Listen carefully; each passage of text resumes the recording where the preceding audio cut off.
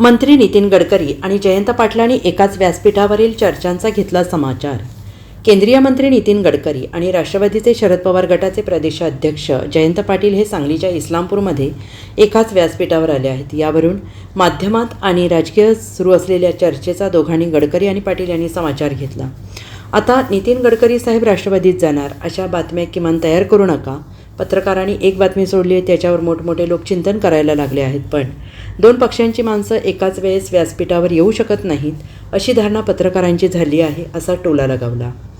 जयंत पाटलांच्या विधानानंतर केंद्रीय मंत्री नितीन गडकरी यांनी समाचार घेत, जयंतराव तुम्ही राजकारणाचा फार विचार करू नका आणि तुम्ही मला काही फरक पडला नाही, कोणाच्या लिहिण्यातून फार संवेदनशील व्हायचं नाही। शेवटी राजकारण असं आहे, माझी पार्टी माझ्याबरोबर आहे, माझे विचार माझ्याबरोबर आहेत आणि अटल बिहारी वाजपेयी यांनी सांगितलं, जोपर्यंत तुम्ही निवडून येत नाही तोपर्यंत तुम्ही पक्षाचे आहात, आमदार झाल्यावर तुम्ही जनतेचे आणि देशाचे आहात। तसेच महाराष्ट्रात इलेक्शनपुरतं राजकारण राहिलेलं आहे, निवडणुकीनंतर राजकारण झालं नाही।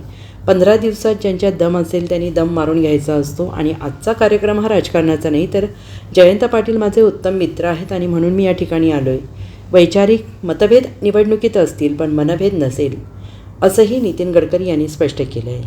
माझ्यासारख्या कार्यकर्त्याला आपल्यात आणि गडकरी साहेबांच्या जास्त वेळ घालवायचा नाही, कारण 6 वाजून 10 मिनिटांनी त्यांना निघायचं आहे आणि त्यामुळे मी फार लांब मोठं भाषण करत नाही। पण गडकरी साहेब इथं आले आणि त्यांनी फार चांगली अशा प्रतिसाद देऊन आमच्या या सगळ्या प्रगतिशील असणाऱ्या इन्स्टिट्यूटला भेट दिली। आमचे पत्रकारांना माझी एकच विनंती आहे की आता गडकरी साहेब राष्ट्रवादीत जाणार अशा बातम्या किमान इथं पुढे तयार करू नका। तुम्ही कशाची बातमी कराल आणि काय याच्यावर पत्रकारितेचा दर्जा ठरतो तो तुमच्यावर मी सोडतो, मी तुमच्यावर रागवणार नाही। पण पत्रकारांनी एक बातमी तयार केली आणि देशभर त्याच्यावर मोठमोठे चिंतन करणारी लोक पण बातम्या तयार करायला लागली, याचं मला मनाला शल्य वाटतं। गडकरी साहेब आले, 2 पक्षाची माणसं एका व्यासपीठावर चांगल्या उद्देशाने येऊ शकत नाही अशी धारणा ज्या पत्रकारांची झालेली आहे त्याबद्दल न बोललेलं जास्त चांगलं। शेवटी या ठिकाणी ARD टाटा, रतन टाटांच्या पासून अनेक मान्यवर या संस्थेला भेट देऊन गेलेले आहेत। अनेक विरोधी पक्षाचे नेते इथं यापूर्वी येऊन गेलेले आहेत। त्यामुळं ही संस्था आहे, इथं राजकारण या व्यासपीठावर आम्ही कधी करत नाही आणि म्हणून गडकरी साहेब आमच्या विनंतीला मान देऊन आले। त्यांचं मी आपल्या या भागातल्या जनतेच्या वतीनं मनपूर्वक स्वागत करतो। वेळ बराच बोलण्यासारखं आहे, पण मी भारतातले अनेक नेते बघितले, पण काम सचोटीने करणे, उत्तम दर्जा टिकवणे, त्यांचे आभार मानले पाहिजे की पेठ नाक्यापासून सांगलीचा रस्ता हा एवढा उत्तम दर्जेदार झालेला आहे। 46% बिलोने एस्टिमेटेड कॉस्टच्या रस्ता गेल्यावर आम्हालाही आश्चर्य वाटलं कसं जमणार।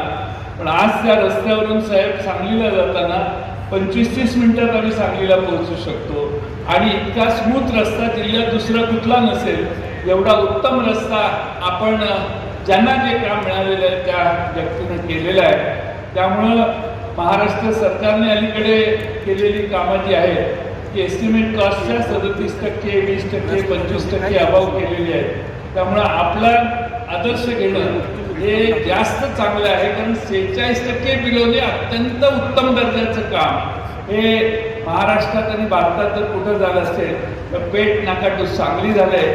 देर से है लेकिन दुरुस्त आहे, ते तुमच्यामुळेच झालेलं आहे आणि तुमच्या कर्तबगारीमुळं या खात्याचा तुम्ही दर्जा जो टिकवलेला आहे, नवीन मानदंड जी तयार केलेली आहे ती कायम भारतवर्षाच्या लक्षात राहतील असा विश्वास व्यक्त करतो आणि आपण मनसोक्त बोलावं एवढीच विनंती करतो आणि माझे 2 शब्द पूर्ण करतो।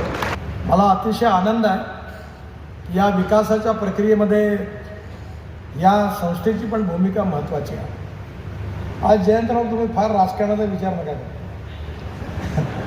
हे पत्रकार हे असं आहे की मी काही जास्त बोलत नाही, पण मी यांचा कधी रिकग्निश नाही करत आणि जनतेला मी सांगून टाकला, मी पण खासदार 3ऱ्यांदा आलो। मी सांगितलं की प्रभू राम, जातीयवाद, सांप्रदायिकता आपलं बिलकुल नाही यायचं। जो करेगा जात की बात मी सांगितलं उसको मारूंगा लात. मला फरक नाही पडला.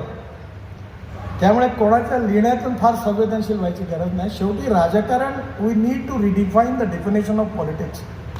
माझी पार्टी माझ्याबरोबर, माझे विचार माझ्याबरोबर. अटल बिहारी वाजपेयींनी मला सांगितलं, ते म्हणाले तुम्ही जोपर्यंत निवडून येत नाही तोपर्यंत पक्षाचे आहात, खासदार आमदार निवडून आल्यानंतर जनतेचे आहात आणि मंत्री झाल्यावर देशाचे आहात. जे योग्य काम आहे ते सगळ्यांचं केलं पाहिजे आणि चुकीचं काम आपल्या माणसाचं केलं नाही पाहिजे. आणि म्हणून राजकारण म्हणजे समाजकारण, राष्ट्रकारण, अर्थकारण आणि विकासकारण. पॉवर पॉलिटिक्स म्हणजे केवळ राजकारण नाही आहे. आणि महाराष्ट्राची ही परंपरा राहिली आहे की महाराष्ट्रामध्ये यशवंतराव चव्हाण असतील, वसंतराव नाईक असतील किंवा आता मधल्या काळामध्ये अनेक मंत्री मुख्यमंत्री झाले, पवारसाहेब होते. महाराष्ट्रामध्ये इलेक्शनपुरतं राजकारण राहिलं. इलेक्शनच्या नंतर राजकारण नाही झालं.